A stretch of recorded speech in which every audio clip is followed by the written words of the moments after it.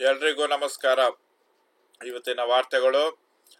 ಪ್ರಜ್ವಲ್ ರೇವಣ್ಣ ಅವರದ್ದು ನ್ಯೂಸ್ ಎಲ್ಲಿ ನೋಡಿದರು, ವಿಷಯ ವಿಡಿಯೋ ಅದಕ್ಕೆ ಹುಬ್ಬಳ್ಳಿಯಲ್ಲೇ ಪ್ರಜ್ವಲ್ ರೇವಣ್ಣ ಪ್ರಕರಣ ಮೊದಲೇ ಗೊತ್ತಿದ್ದರು. JDS ಜೊತೆ ಏಕೆ ಹೊಂದಾಣಿಕೆ ಮಾಡಿಕೊಂಡಿದ್ದೀರಿ?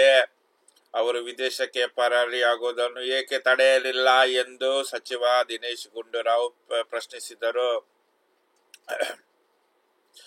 ಸುದ್ದಿಗಾರರೊಂದಿಗೆ ಮಾತನಾಡಿದ ಅವರು, ಪೆನ್ ಡ್ರೈವ್ ಕುರಿತು ಹಾಸನದ ಬಿಜೆಪಿ ಮುಖಂಡರೊಬ್ಬರು ಕಳೆದ ಡಿಸೆಂಬರ್ನಲ್ಲಿಯೇ ಅಮಿತ್ ಶಾ, BY ವಿಜೇಂದ್ರ ಅವರಿಗೆ ಪತ್ರ ಬರೆದಿದ್ದರು. ಆದರೂ ಏಕೆ ಅವರಿಗೆ ಟಿಕೆಟ್ ನೀಡಲಾಯಿತು? ಪ್ರಧಾನಿ ನರೇಂದ್ರ ಮೋದಿ ಅವರೇ ಪ್ರಜ್ವಲ್ ಪರ ಪ್ರಚಾರ ನಡೆಸಿ ಹೋಗಿದ್ದಾರೆ. ಪ್ರಜ್ವಲ್ ವಿದೇಶಕ್ಕೆ ಪರಾರಿಯಾಗುವುದನ್ನು ತಡೆಯದಂತೆ JDS ಮುಖಂಡರ ಒತ್ತಡ ಇತ್ತೇ.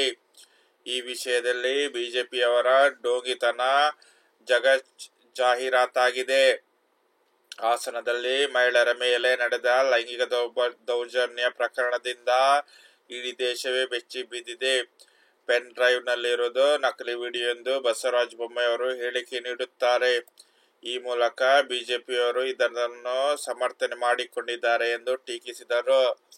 ನಿಮಗೆ ಈ ದಿನೇಶ್ ಗುಂಡೂರಾವ್ ಅವರದ್ದು ವಿಡಿಯೋ ಇಷ್ಟವಾದರೆ ನನ್ನ ಚಾನಲ್ ಅನ್ನು ಸಬ್ಸ್ಕ್ರೈಬ್ ಮಾಡೋದನ್ನು ಮರೆಯಬೇಡಿ, ಲೈಕ್ ಮಾಡೋದನ್ನು ಮರೆಯಬೇಡಿ.